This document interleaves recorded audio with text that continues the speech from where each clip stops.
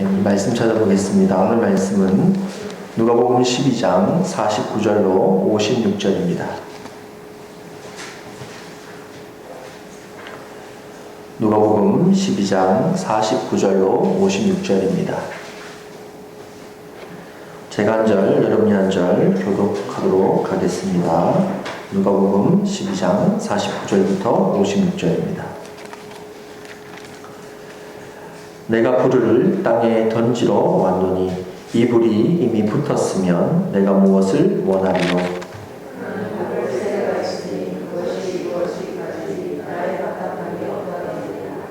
내가 세상에 화평을 주려고 온 줄로 아느냐?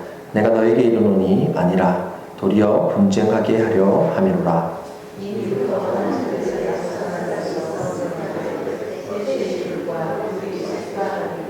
아버지가 아들과 아들이 아버지와 어머니가 딸과 딸이 어머니와 시어머니가 며느리와 며느리가 시어머니와 분쟁하리라 하시니라.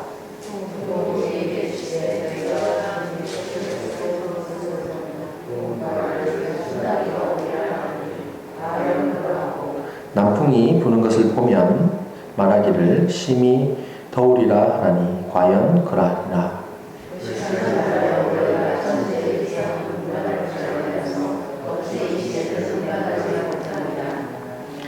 아멘. 오늘 본문 관련된 성화는 딱히 관련된 성화가 없는데요. 제임스 티소의 예수님 여행하시다라는 제목의 성화가 있습니다. 오늘 이 본문 하시는 말씀이 예루살렘으로 가시는 그 제자들과 함께 예루살렘 여행을 가시면서 말씀하신 내용이기 때문에 제자들과 함께 여행하시는 그 장면, 그러면서 제자들에게 말씀하시는 장면을 하나 찾아서 여러분들에게 보여드렸습니다. 이 성화 생각하시면서 우리 함께 말씀 나누었으면 좋겠습니다. 우리가 읽은 이 49절부터 해서 56절은 사실은 이 누가복음 혹은 복음서 전체에서 해석하기가 가장 어려운 본문 중에 하나입니다. 그래서 제가 이런 본문이 교회력에 정해지면 굉장히 고민을 많이 할 수밖에 없습니다. 왜냐하면 특별히 우리가 올해 누가복음 교회력을 하고 있는데 누가복음에 나오는 예수님은 특별히 예수님의 평화를 이렇게 말씀하시고 가장 가난하고 약하고 부족한 이들을 안아주시고 사랑해주시고 위로해주신 그런 주님이셨습니다. 근데 우리가 읽은 이 본문 49절부터 56절의 내용은 그런 평화와 위로와 사랑의 주님과는 조금 동떨어져 있는, 문자적으로 보자면 동떨어져 있는 모습으로 읽힐 수가 있습니다. 하지만 이런 본문을 대할 때 여러분들이 이렇게 성경을 쭉 읽다 보면요, 이 해석이 잘 안 되는 본문들이 나올 때가 있어요. 그때마다 어떻게 해석을 해야 되느냐, 전체적으로는 이제 전체 맥락과 상황을 이해하는 것이 중요합니다. 어떤 특정한 한 부분만 딱 집어서 그 말씀은 내 말씀이다 이렇게 이해한다는 건 그 본문이, 그 말씀이 원래 전하고자 한 바를 우리가 잘 해석할 수 없기 때문에 전체 맥락을 봐야 합니다. 그래서 오늘 여기 본문도 이 본문만 보면 난해하고 어려운 본문일 수 있지만 이 본문을 잘 보기 위해서는 전체 맥락과 상황을 봤으면 좋겠습니다. 먼저 상황이라는 것은 예수님께서 이제 갈릴리 사역을 하시고 이제 십자가에 돌아가시기 위해서, 고난당하시고 죽으시고 부활하시기 위해서 예루살렘으로 가시는 도중에 있습니다. 예수님의 상황은 예루살렘으로 올라가시는 그런 상황입니다. 올라가시면서 우리가 지난 몇 주 동안 말씀을 같이 나눴지만 예수님께서 제자들에게 바라시는 것들을 계속 말씀하십니다. 제자도에 관련된 말씀이죠. 너희들이 나를 따라오려거든 어떻게 살아가야 될지에 대해서 계속 말씀을 하셨습니다. 그 와중에 있었다라는 겁니다. 이 본문도 그러한 맥락으로, 그러한 상황으로 이해를 하셔야 됩니다. 그래서 오늘 여기 본문 전 맥락이 어떤 본문이냐, 이 앞에 부분을 보면 35절부터 해서 40절까지는 준비하고 깨어있는 종 비유가 나옵니다.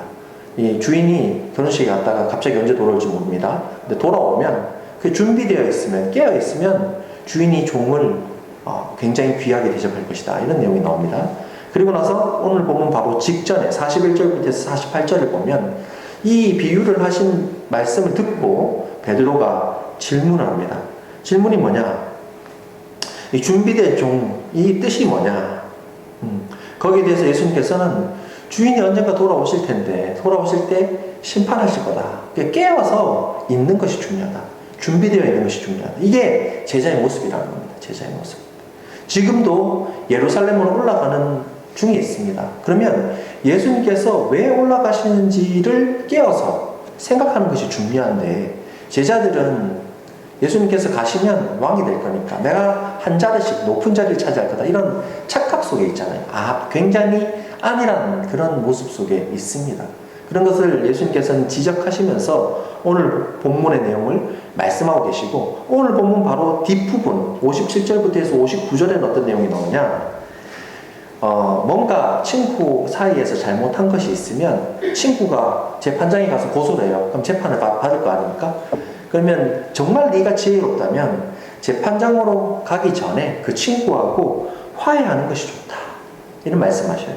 그래서 정말 지혜로운 자는 옳은 일을 하고 먼저 준비되어 있는 것이, 깨어있는 것이 중요한 거다, 이렇게 계속 되풀이하고 있습니다.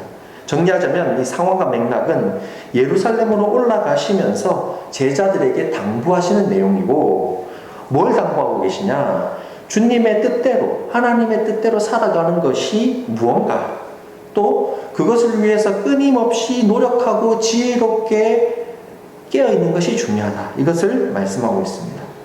문제는 이게 어떻게 노력하면서 살아가는 것이 주님 뜻대로 살아가는 그런 제자의 삶인가라는 부분이죠. 우리도 간혹 그런 고민을 할 때가 있습니다. 내가 예수님 믿었는데 삶 속에서 어떻게 살아가야 되나.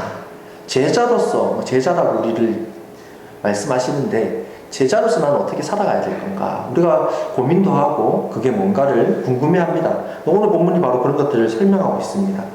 오늘 본문은 짧지만 세 가지 부분으로 나눠져 있습니다. 첫 번째 부분은 뭐냐면 49절부터 해서 50절의 말씀입니다. 두 번째 부분은 51절부터 해서 53절입니다. 세 번째 부분은 54절부터 해서 56절입니다. 첫 번째 49절부터 해서 50절을 통해서 예수님께서 말씀하시고 있는 부분이 뭐냐, 예수님께서 자신이 지금 인간의 모습으로 오셨잖아요. 하나님이신데 성육하셨습니다.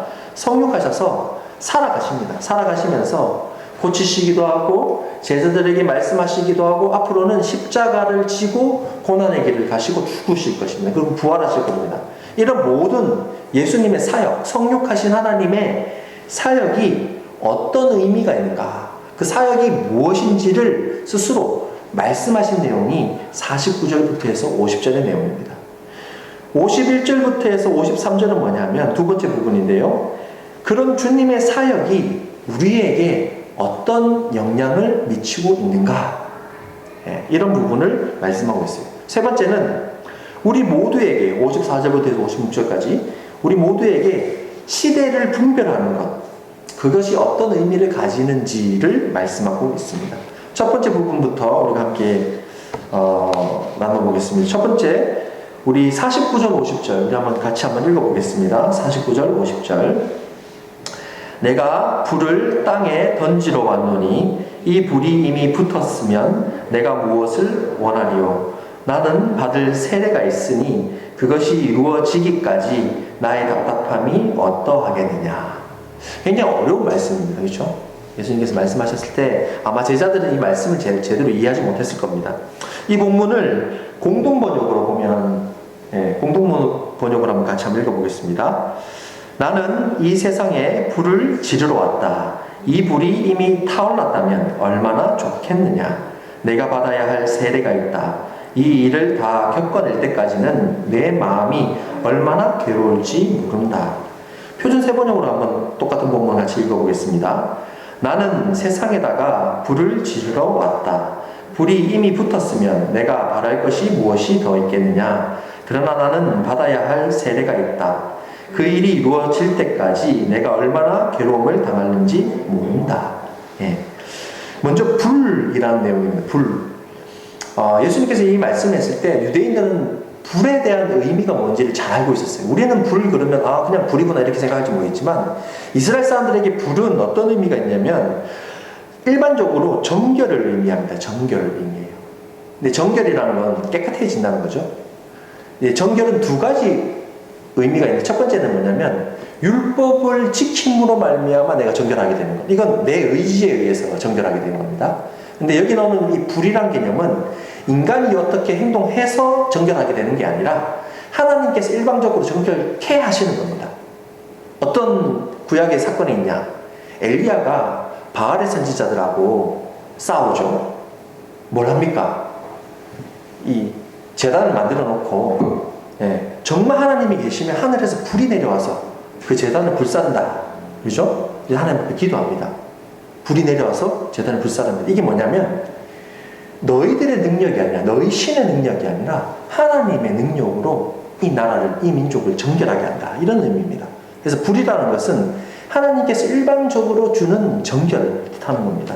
세상에 불을 던지러 왔다, 이런 것은 하나님께서 원하시는 정결케 하는 것을 하기 위해서 내가 왔는데, 불이 이미 붙었다면, 너희들이 이미 정결케 했다면 내가 얼마나 좋았을까? 근데 아직 그런 때가 안 됐다라는 것을 말씀하고 있다는 것입니다. 그리고 이런 이 불이라는 것은 또 한 가지 의미가 있는데, 정결 말고요, 심판의 의미가 있습니다. 심판의 의미.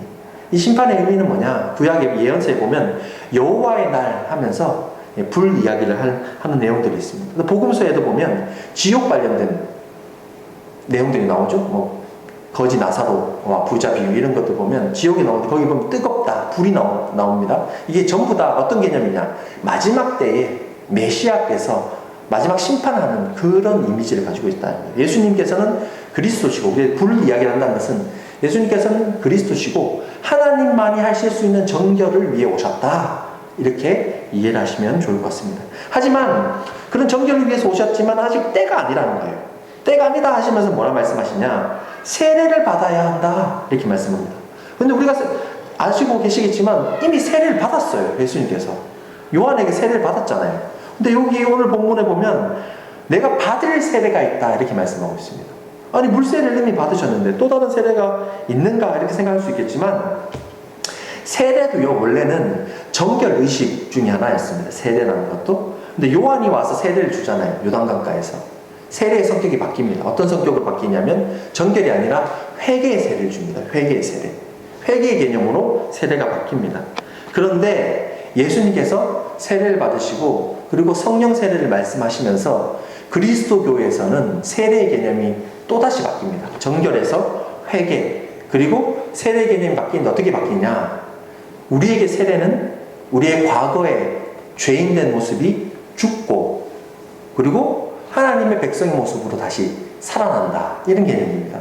그래서 예수님께서 받을 세례가 있다라는 것은 앞으로 예수님께서 고난당하시고 죽으시고 부활하심으로써 우리가 받을 세례의 모형이 된다는 거예요. 우리의 죄인된 모습이 죽고 우리가 의인으로서 다시 살아날 것이다라는 것을 예수님께서는 고난을 통해서 보여주셨다는 거예요. 그래서 대바실리우스라는 교부가 있어요. 교부가 세례론에서 이런 이야기를 합니다. 세례는 예수님의 고난과 죽음과 부활의 예형이다. 예수님께서 우리가 세례를 받는 이유를 삶으로 보여주셨다는 거예요. 과거의 모든 죄된 것이 죽고 다시 부활할 거다라는 것을 보여주시기 위해서 우리가 세례를 받는다는 거예요. 정리하자면 이 49절부터 해서 50절은 주님께서 당신의 사역에 대해서 말씀하신 부분인데, 주님의 사역은 때가 있고 그 때 끝에는 고난과 죽음이 있다. 근데 고난과 죽음으로 끝나는 것이 아니라 부활하실 것이다라는 거예요. 때를 알고 고난과 죽음을 피하지 말라. 이것이 우리에게 하시는 말씀이라는 것입니다. 두 번째 51절부터 해서 53절은 그런 주님의 사역이 우리에게 어떤 영향을 미치는가에 대해서 말씀하고 있는데요. 51절부터 해서 53절을 이렇게 읽다 보면 내가 화평을 주러 온 것이 아니다. 도리어 분쟁하기 위해서 왔다. 그래서 뭐 둘과 셋이 싸우고, 한 집에 5명 있으면 둘과 셋이 싸울 거다. 53절에 보면 가장 가까운 사람들이 싸워요. 아버지와 아들이 싸우고, 그리고 어머니와 딸이 싸우고, 시어머니하고 며느리가 싸울 거다. 이 분쟁 싸울 거다. 이런 말씀하셔요. 왜 그러지? 누가복음에서는 예수님께서 평안을 말씀하시고 위로를 말씀하시고 화평을 이야기하면서 사랑을 말씀하셨는데, 오늘 여기 보면 예수님 믿는 사람들은 싸운다고 얘기해요. 그 싸움을 위해서 예수님께서 오셨다. 이 부분은 어떤 거냐면, 세상의 평화하고 다른 하나님의 평화를 우리에게 보여주시기 위해서 예수님께서 오셨어요. 세상의 평화는 로마 황제로부터 기인한 힘의 평화입니다. 힘의 평화. 힘이 있으면 평화로운 거예요. 힘으로 꾹 누르면 반란도 없고 그리고 혁명도 없고 로마의 힘에 의해서 꾹 누르면 다 눌려서 평화로워지는 평화. 이게 당시 세상의 평화입니다. 지금도 비슷해요. 자본주의도 비슷한 개념입니다. 돈 많고 능력 많고 힘이 있으면 잘못해도 감옥 갔다가 금방 나오잖아요. 그렇죠? 광복절 특사가 이번 주에 있는데 누구 나올지 보시면 아십니다. 똑같아요. 근데 그거와 반대되는 예수님은 하나님의 평화를 보여주시기 위해서 이 땅 가운데 오셨다는 것입니다. 하나님의 평화를 따르는 사람들은 당연하게 세상의 평화를 가르치고 있는 사람들하고 부딪힐 수밖에 없다. 오늘 이 51절부터 해서 53절의 말씀은 바로 그런 말씀입니다. 하나님의 평화를 따르기 위해서 살아가는 제자들은 세상의 힘을 따르고 있는 그런 권력자들이나 세상의 힘을 따르고 있는 사람들하고는 섞일 수 없이 부딪힐 수밖에 없는, 분쟁이 일어날 수밖에 없는 것이다. 이렇게 말씀하고 계십니다. 그러면서 우리에게 이 분쟁에 대해서 말씀하시는 이유가 뭐냐면 우리의 신앙이라는 것이, 그리스도인의 신앙이라는 것이, 그리스도인으로서 삶을 살아간다는 것이 쉽지 않다는 거예요. 제자들이 착각하잖아요. 예수님이 왕이 되면 나는 장관 자리를 얻고 높은 자리를 얻고 이렇게 착각하고 있잖아요. 절대 그러지 않다는 거예요. 나를 정말 따라오는 제자들이라고 하면 내 삶처럼 너희들도 힘들 거다. 내가 세상의 힘과 부딪혀서 고난을 당하고 배신을 당하고 죽게 되지만 부활하는 것을 통해서 너희들의 삶도 힘들겠지만 나를 따라오는 것이 정답이다. 이것을 말씀하신 것입니다. 그래서 주님께서 가신 그 길은 결코 쉬운 것이 아니다. 이걸 돌려 이야기하면 우리의 신앙이 절대로 쉬운 길이 아니다. 편안한 길이 아니라는 거예요. 예수 믿으면 다 잘 될 거다. 아니라는 거예요. 예수 믿으면 다 잘 될 거라는 내용이 나와요. 요한일서에 나옵니다. 조영기 목사님 그거 가지고 설교 많이 하셨죠. 근데 다 잘 된다는 것은 내 문제가 해결되는 게 아닙니다. 주님 안에서 화평하게 된다는 거예요. 주님 안에서 화평하게 된다는 겁니다. 로마서 5장에 보면 믿는 자들은 하나님의 진노를 피할 수 있고 믿는 자들은 하나님과 화평을 이루게 될 거다. 누굴 통해서? 예수 그리스도를 통해서. 그런 말씀이 나옵니다. 근데 하나님의 화평을 이루는 것은 내가 가지고 있는 고민이 해결되는 그런 완전하게 편안한 상태, 이걸 말하는 것이 아닙니다. 존 칼빈, 장로교의 아버지 존 칼빈은 하나님의 화평을 뭐라고 해석하냐면 모든 안전의 반대가 하나님의 화평이라고 얘기해요. 즉 뭐냐? 내가 불안하고 내가 무섭고 힘들고 절박할 때 그때 하나님의 평화가 있다는 거예요. 내가 편안하면 하나님의 평화를 내가 느낄 수가 없어요. 내가 편안하면 내 평화가 있는 것이지 하나님 평화가 절대 없다라고 얘기하고 있어요. 그래서 존 칼빈은 뭐라 얘기하냐면 내가 흔들리는 그때 하나님을 신뢰함으로 말미암아 하나님의 평화가 내게 올 것을 기대하는 것, 그것이 바로 믿음으로 의롭게 되는 것이고 의인이 믿음으로 말미암아 사는 것이다. 이렇게 말씀하고 있습니다. 세상과 더불어서 살아가는 길은 힘들어요. 매일 매순간이 힘듭니다. 매일 매순간이 주님의 뜻이 무엇인지를 고민하며 살아갑니다. 창세기 보면 그렇잖아요. 아브라함이 이삭을 죽인 장면이 있습니다. 괜찮아? 이삭을 죽인 장면이 있어요? 분명히 하나님께서 이삭을 통해서 네가 복을 받게 될 거다라고 말씀하셨어요. 근데 이상해요. 하나님이 갑자기 이삭을 죽이라고 말씀하십니다. 우리가 이 두 가지 말씀 사이에서 우리는 힘들어해요. 분명히 하나님께서 나를 선택하셨다. 나를 사랑하신다. 나를 인도하신다는 말씀을 내가 알고 있어요. 근데 인생이 너무 힘들어요. 왜 내게 이런 어려움을 주시는 겁니까? 힘듭니다. 근데 오늘 병행 본문 히브리서 12장이거든요. 12장 본문을 보면 이런 말씀이 있어요. 하나님께서 우리에게 징계를 주시는 것은, 우리의 삶이 힘든 것은 우리를 사생아로 생각하는 것이 아니라 참 아들로 여기기 때문에 징계를 주는 거라는 거예요. 남의 아들이면 신경도 안 쓴다는 거예요. 근데 정말 귀하게 여기기 때문에 그 아들이 잘 크게 하기 위해서 때로는 회초를 들여서 우리를 때리시기도 한다는 거예요. 12장, 히브리서 12장 뒷부분을 보면 어떤 내용이냐면, 그걸 아는 아들의 마음, 그리스도인들은 힘들고 어렵겠지만 다리에 힘을 주고 일어서라, 그리고 한 걸음 한 걸음 걸어가라, 그것이 믿음이 있는 삶이다, 이렇게 말씀하고 있습니다. 인생이라는 것은, 신앙이라는 것은 쉽지 않습니다. 신앙 가지고 사는 것이 쉽지 않습니다. 우리가 코로나 지나고 나니까 알아요. 어떤 것이 가라지고 어떤 것이 알곡인지 분명하게 드러납니다. 마음이 편해지니까요. 코로나 있으니까 예전에는 습관적으로 교회에 왔었어요. 교회 안 오면 마치 나 벌 받는 것 같고 그래서 온 사람들이 많았습니다. 근데 코로나 있는 동안 우리가 예배를 안 드리니까 예배 안 드려도 괜찮네? 그냥 내 혼자 내 마음대로 대충 인터넷에서 잠옷바람으로 예배 드리고 그래도 다 하나님께서 이해해 주시는가 봐, 그렇게 착각하면서 교회에서 떨어져 나갑니다. 그건 절대 신앙이 아닙니다. 주일 성수하는 것이 굉장히 중요합니다. 굉장히 중요합니다. 왜 제가 이런 얘기를 하냐면, 초대교회를 생각해 보십시오. 여러분들은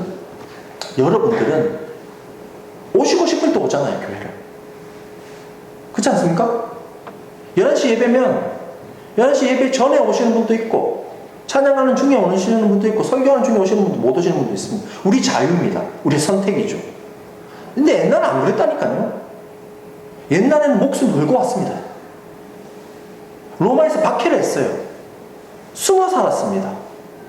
저 시장에 나가서 먹을 것조차도 신앙인들은 살 수 없는 그런 환경 속에 있었습니다.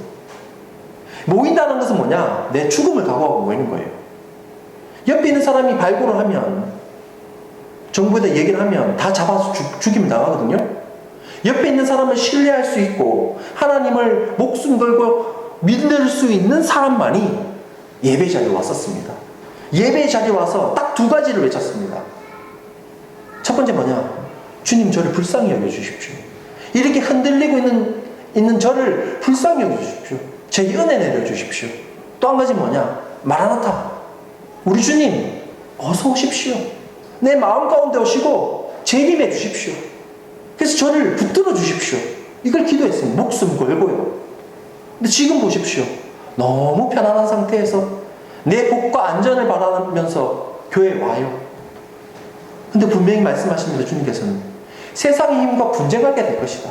신앙생활 한다는 것은 어려운 길이다. 힘든 길이다. 그것을 지켜나가는 것은 굉장히 어려운 일이다. 이렇게 말씀하고 있습니다. 우리는 믿음으로, 우리의 능력으로 믿음이 있는 것도 아니고요. 믿음이라는 것은 주님께서 부어주신 겁니다. 주님의 은혜로. 오늘 여기 본문도 그렇잖아요. 예수님께서, 우리가 어떻게 예수님 알 수 있습니까? 우리가 어떻게 하나님 알 수 있습니까? 몰라요. 예수님이, 하나님이 인간으로 오셔서 우리는 하나님의 사랑을 깨달을 수 있었어요. 그래서 신학자들은 이렇게 얘기합니다. 예수님이 이 땅 가운데 오신 것은 하나님께서 유일하게 눈으로 보이게 우리를 사랑해 주시는 행위다. 그렇기 때문에 우리는 그 유일한 행위를 보고 예수님이 사랑을 깨닫고 그분이 하나님이심을 고백하는 것이 우리 신앙입니다. 신앙이에요. 우리의 믿음이라는 것은 내 능력으로 내 지혜로 된 것이 아닙니다. 하나님께서 성령을 통해서 우리에게 부어 주셨기 때문에 우리는 지금 이 자리에 있는 것입니다. 그렇기 때문에 여러분들은 힘들고 어렵지만 나라는 것을 좀 내려놓고, 주님, 저를 주장해 주십시오. 저와 함께 해 주십시오. 저와 동행해 주십시오. 세상살이 너무 힘듭니다. 하나님의 뜻을 제가 이해할 수 없습니다. 하지만 주님께서 내 인생 가운데 나를 인도해 주실 것을 내가 믿고 당신께 몸을 맡기고 나아갑니다. 저의 삶을 책임져 주십시오. 주님께서 책임져 주실 것입니다. 그게 교회 역사 가운데 계속 되풀이된 것이었습니다. 루터가 그런 신앙이 있었기 때문에 목숨을 걸고 잘못된 것을 교회 문에 붙였죠. 거기서부터 종교개혁이 시작됐습니다. 많은 사람들이 신앙을 가지고 있었기 때문에, 목숨을 걸고 주님을 의지하는 그 마음으로 살았기 때문에 그들이 살아갈 수 있었습니다. 우리의 능력이 아닙니다. 우리의 지혜가 아닙니다. 우리의 돈이 아닙니다. 우리의 명예가 아닙니다. 주님의 은혜입니다. 주님의 은혜 앞에 엎드리셔야 돼요. 내가 힘들면 힘들수록 아버지를 앞에 부르짖고 주님 도와달라고 여러분들이 외쳐야 됩니다. 주님께서 도와주실 겁니다. 루터가 이런 얘기를 했어요. 앞서서 제가 창세기 이야기하면서 아브라함이 이삭을 죽이려고 하는 장면. 아브라함이 힘들어해요. 하나님이 죽이라는 말씀도 하셨고 이 아들을 통해서 복을 주실 거라는 말씀도 하셨기 때문에 어떤 것이 하나님의 뜻인지 몰라서 아버지 마음으로 이 아들을 죽일 수 없어서 심장이 찢어진다라고 루터가 그런 얘기를 해요. 그런데요, 루터가 뒤에 뭐라 얘기냐면요, 그럼에도 불구하고 아브라함이 이삭을 한 번에 죽이려고 할 수 있었던 것은, 창세기 보면 아브라함이 이삭을 단번에 죽이려고 하는 장면이 나옵니다. 근데 아브라함아 두 번 부르면서 하나님께서 그걸 말려요. 그 말은 뭐냐면 고민 없이 죽이려고 했다는 거예요. 그렇게 행동할 수 있었던 것은 루터가 뭐라 해석하냐면 아브라함 안에는 근본적인 하나님을 향한 소망이 있었다, 이렇게 해석하고 있습니다. 이 아들을 내가 죽일지라도 하나님께서 살려주실 거다라는 믿음이 있었다라는 거예요. 자신의 인생을 돌아보는데 실수도 많이 하고 아내도 팔아먹고, 가나안 땅에 가라 했는데 배가 고파서 이집트 땅으로 가기도 하고, 그런 실수 속에서 하나님께서 우리를 인도하시고 계시다, 하나님께서 나를 용서하고 계시다, 하나님께서 내가 생각하는 것보다 더 놀라운 일들을 벌이실 것이다 라는 것을 깨달았기 때문에, 근본적인 이 소망 때문에 아브라함은 그렇게 할 수 있었다라고 말하고 있습니다. 여러분이 신앙생활을 오래 하신 분도 있고 적게 하신 분도 계실 거예요. 오래 하나 적게 하나 상관없이 주님께서 나를 인도해 주신 삶을 여러분들이 돌아보십시오. 내 뜻이 아니라. 여러분 생각해보세요. 내가 내 뜻대로 기도 많이 했는데 뒤돌아보면 내 뜻대로 된 것보다 내 뜻대로 안 되는 경우들이 많아 있어요. 내 뜻대로 안 돼도 살아왔던 이런 모든 인도하심을 생각하면서 하나님 뜻 안에 우리 자신을 투신하십시오. 어떤 분은 그런 얘기하거든요. 얼마 전에 우리 물난이 났잖아요. 하나님 앞에 자신을 맡기는 것은 뭐와 같냐면 급류에 내 몸을 맡기는 것과 같다는 거예요. 여러분, 파도 치는 바다에 뛰어들면 내가 아무리 수영을 잘해도 거기서 나오기가 힘듭니다. 급류의 힘 때문에. 우리가 우리 몸을 하나님 앞에 의지한다는 것은 주님의 그 급류 앞에 우리를 던지는 것과 같다는 거예요. 내 생각, 내 방법보다 하나님의 뜻이 무엇인지를 생각하는 겁니다. 오늘 여기 본문 나오는 마지막 부분 54절부터 해서 56절 내용이 바로 그런 겁니다. 세상의 바람과 기상을 봐도 내일 비가 올 건지 어떤 건지 내가 아는데 하물며 하나님 뜻대로 하는 말씀을 기억하는 제자들이야 말로 시대를 분별할 수 있는 지혜가 있어야 된다. 주님께서 말씀하셔야 돼요. 시대를 분별하는 지혜라는 것은 뭐냐면 하나님의 뜻이 무엇인지를 생각해 볼 수 있는, 거기에 나 자신을 맡길 수 있는 소망이 있어야 된다, 이런 말씀과 같다는 것입니다. 신앙생활이라는 것은 이 시대 속에 어려운 일, 이 시대 속에 살아간다는 것이 어려운 일이라는 것을 알면서도 하나님의 뜻을 부여잡기 위해서 노력하는 것, 그것이다라는 것입니다. 오늘 본문 56절을 보면 외식하는 자여 너희가 천지의 기상은 분간할 줄 알면서 이 시대는 분간하지 못하느냐, 이렇게 말씀하고 있는데, 여기 나오는 외식하는 자가 뭐냐면 표준 세번역에 이렇게 번역합니다. 이 위선자들아. 우리가 우리 스스로를 돌아보시기 합니다. 나는 위선적인 신앙생활을 하고 있지 않은가. 입으로는 하나님 사랑한다, 하나님 뜻대로 되길 원한다 말하면서 내 뜻대로 생각되고 시대를 분별하고 하나님의 뜻을 분별하는 것이 아니라 내 뜻대로 내 방법대로 힘의 논리로 살아가길 원하고 있지 않은가. 우리가 우리 스스로를 돌아봐야 합니다. 오늘 병행본문 히브리서 병행본문이 있는데요. 히브리서 12장 1절부터 해서 2절은 이런 말씀하고 있습니다. 우리 한번 같이 읽어보겠습니다. 이러므로 우리에게 구름같이 둘러싼 허다한 증인들이 있으니 모든 무거운 것과 얽매이기 쉬운 죄를 벗어버리고 인내로서 우리 앞에 당한 경주를 하며 믿음의 주요 또 온전하게 하시는 이인 예수를 바라보자. 그는 그 앞에 있는 기쁨을 위하여 십자가를 참으사 부끄러움을 개의치 아니하시더니 하나님 보좌 우편에 앉으셨느니라. 무슨 내용이냐면 이미 증인들이 있다는 거예요. 이 믿음의 길을 걸어간 증인들이 있다는 거예요. 히브리서 11장은 믿음장이죠. 성경에 나오는 믿음 있는 사람들의 내용들이 쭉 나옵니다. 그 사람들이 우리한테는 증인이라는 거예요. 내가 정말 앞길이 막막하고 두려울 때 나처럼 앞길을 걸어간 사람들이 있다는 것을 생각하면서 힘을 내라는 거예요. 심지어 예수님까지도 앞에 이 길이 너무 힘들고 어렵지만, 오늘 아까 세례 이야기하면서 표준세번역이나 공동번역에서 뭐라고 말씀하고 있습니까? 내가 받아야 할 세례가 있다. 이 일을 다 겪어낼 때까지 내 마음이 얼마나 괴로운지 모른다. 인간으로 오셔서 고난을 똑같이 살아가셨다는 거예요. 예수님도 우리의 증인 되셨다는 거예요. 그런 고난 끝에 뭐가 있습니까? 영광이 있다는 거예요. 주님 보좌 옆에 앉으셨다 이렇게 말씀하고 있습니다. 눈앞에 있는 두려움 있죠. 힘들죠. 어렵습니다. 정말 힘들으면 기도도 안 나옵니다. 주기도문이라도 외우세요. 주님 앞에 엎드리는 모습이라도 여러분들이 가지십시오. 내가 얼마나 교만스러운 존재인지를 생각하십시오. 겸손해지십시오. 시편의 말씀 기억하십시오. 주님의 지팡이가 내가 어둡고 힘든 길을 걸어갈지라도 주님의 지팡이가 나를 안위하시나이다. 장로교 신앙은 성령님이 왔다가 갔다가 하는 게 장로교 신앙이 아닙니다. 제가 계속 말씀드렸죠. 성령님께서는 여러분들 마음 가운데 성령을 부어주셨을 때, 여러분들 가운데 믿음을 부어주셨을 때, 소망을 부어주셨을 때부터 계속 함께하고 계십니다. 언제까지? 내가 주님의 품에 안길 때까지. 근데 내 속에 내가 너무 많아서, 내 생각이 많고 내 평화가 너무 많아서, 내 교만이 너무 많아서 성령님이 나를 위해서 간구하고 계시고 성령님께서 나와 함께하고 계신 걸 내가 잊어버려요. 그러니까 여러분들 겸손하셔야 돼요. 여러분들 힘들 때마다 내 뜻이 아니라 하나님의 뜻이 무엇인지를 들으려고 기도하셔야 돼요. 주님 아버지 앞에 나 자신을 맡기셔야 합니다. 주님께서 여러분들을 인도해 주실 것입니다. 여러분의 삶을 책임져 주실 것입니다. 이러한 소망이 있어서 아브라함은 이삭을 단번에 죽일 수 있었습니다. 우리의 삶 속에서도 근본적인 소망, 주님을 향한 믿음, 주님께서 그렇게 말씀하십니다. 의인은 믿음으로 말미암아 산다. 하나님의 진노에서 유일하게 벗어날 수 있다. 이렇게 말씀하고 계십니다. 시대를 분별할 수 있는 지혜가 우리 가운데 있기를 원합니다. 주님의 은혜를 누릴 수 있는 그런 지혜가 우리 가운데 있기를 원합니다. 우리의 삶을 돌봐주실 것입니다. 우린 사생아가 아닙니다.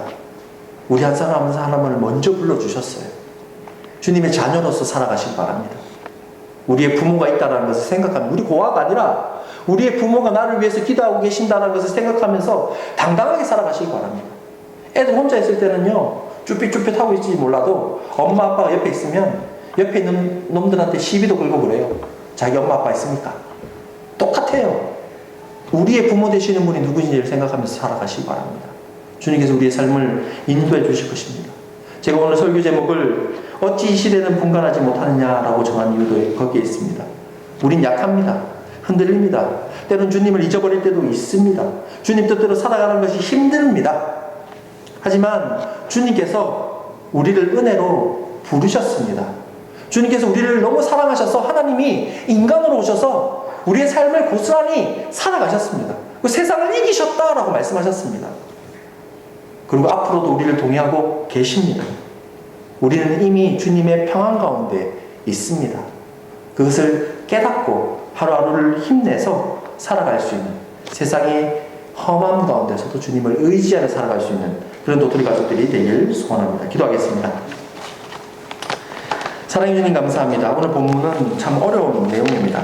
문자적으로 보면 무슨 말씀을 하셨는지 잘 모르지만 맥락을 보고 상황을 바라보면 주님께서는 당신의 사역 가운데 우리를 부르셨고 우리가 주님의 사역을 따라 살아가기를 원합니다.